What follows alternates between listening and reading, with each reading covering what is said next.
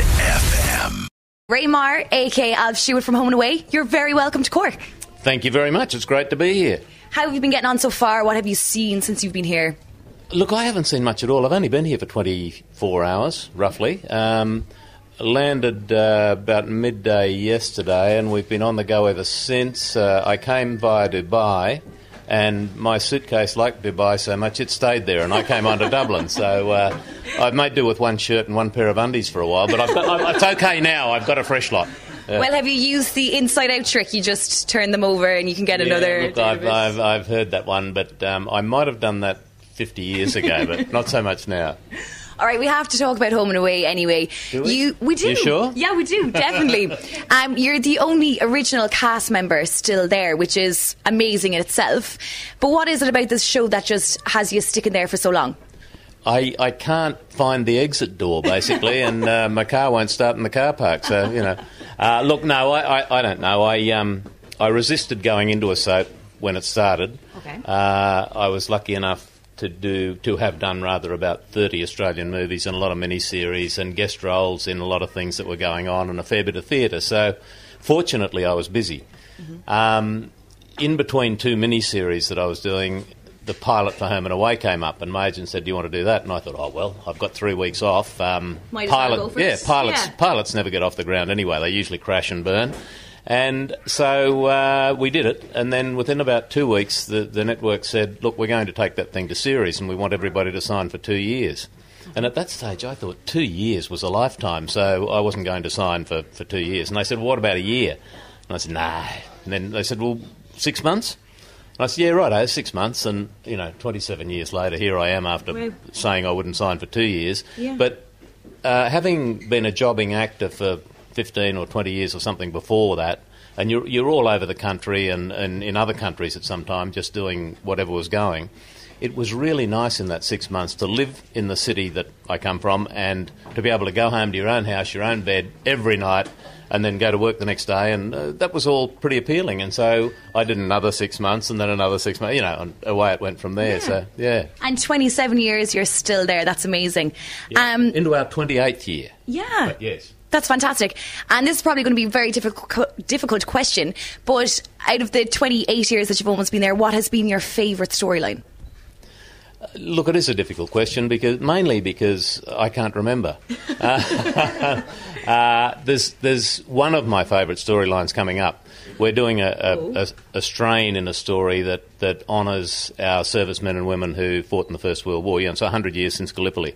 And not just the First World War, but all corridors of war that Australians have been involved in, like the First, the Second, Vietnam, and all of that. And Alf Stewart is a Vietnam veteran, did 2 tours of duty over there.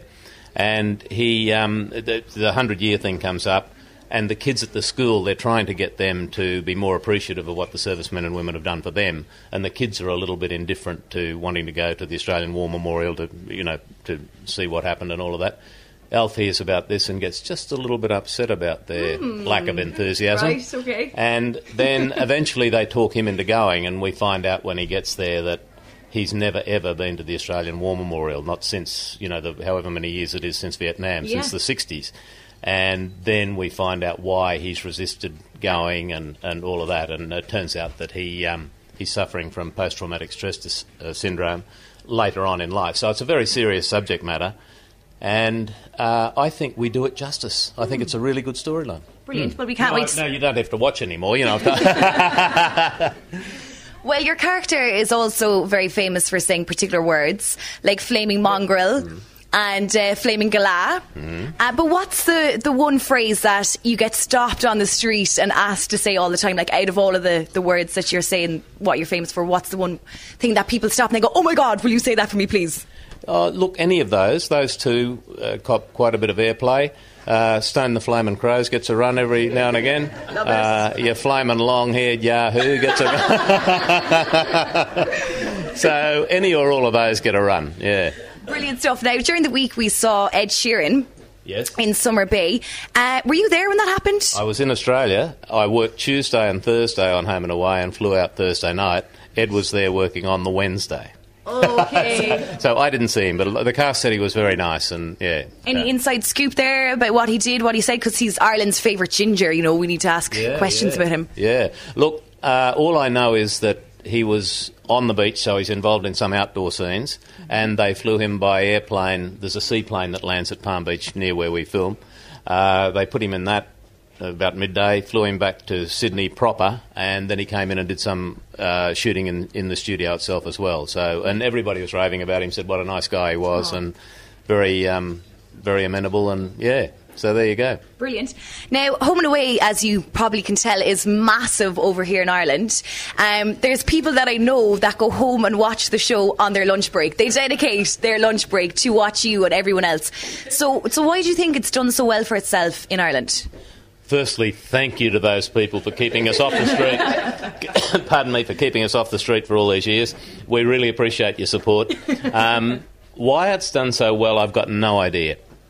I'd hazard a guess that one of the reasons is you have a fairly long winter here, and you go home and just turn that little set on, and there's the sunshine and the waves rolling in, and maybe it takes you out of the winter for just a little while. So, or for half an hour a day, maybe. Yeah, because it's never, ever winter in Summer Bay. Yes. So even in our winter, when people are shivering and doing all that, you've got to sort of play it hot. And there's also been some A-list celebrities that have started out on Home and Away, like Chris Hemsworth and Danny Minogue. Do they ever call around to the set for a chat and to catch up with people or anything like that? Actually, Chris did call in the other day. I missed him too.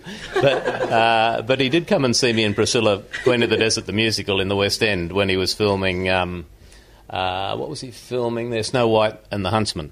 And he came to see the show, and we went out and had dinner afterwards and told a lot of lies and caught up with a lot of things. So, yeah, he's a lovely guy. It's really nice to see the really nice, grounded people do well. And definitely. Steve Peacock's another one that's having a go there a bit now, and he's a lovely bloke too. So when the nice ones do well, you think, you beauty, there is a God after all. They deserve it. They work hard for it, and they deserve it. When you see the occasional one who sort of...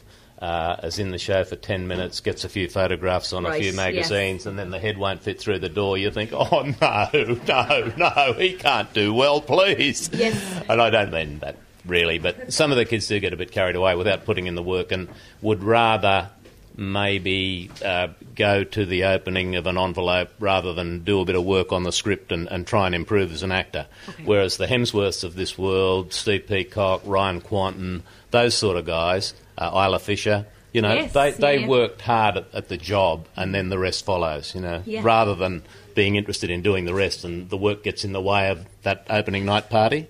You know, that's the wrong focus. So and has Brax wrapped up with you now, because we're just seeing him and the trial at the moment, but he's done his final scenes with you. Was that an emotional experience, saying goodbye to all of the cast and the crew? Look, it's a funny thing. I was there, for that. It is a funny thing. In all the time that the Braxtons were there, which was about 3.5 years, I probably only did, I don't know, a maximum of a dozen scenes with Steve. But they were usually scenes like, you know, the Braxtons were from the wrong side of the tracks and all was in trouble, and even though sometimes their motives were good and Brax has a heart of gold and, you know, he might do a drug deal or something, but then somebody would need $20,000 for a liver transplant or something. So, no, I've just happened to have that hanging around. There you go. You know? Where did it come from? Oh, no, I don't know where it came from. So those sorts of things. But there were a few scenes where he was in a bit of strife family-wise and had a few problems, and Alfred say to him, you know, he wouldn't say, I condone your drug dealing, your murdering, your guns to people's heads. That's all fine, Brax. But no, Alfred go over and say, listen, anything we can do for you, just sing out. You're one of us now. You realise that, you know, and all of this sort of stuff. So those sorts of scenes were quite good. It was almost Summer Bay establishment accepting a river boy for himself sort of business. Fantastic. Yeah. Absolutely love it. Come here, I'd love to sit and chat with you all day. We're under pressure for time. Ray Meagher, aka Al Stewart from Home and Away, thanks so much for talking to us here on the red carpet today, and enjoy the rest of your time in Cork. Thank you very much for having me. I didn't realise we were on a red carpet, but that's great. Does it fly? Does it fly? I've done a lot of pantomime. The carpets always fly there. It does. Thanks very much for chatting to us. Thank you. Ray Meagher, everybody.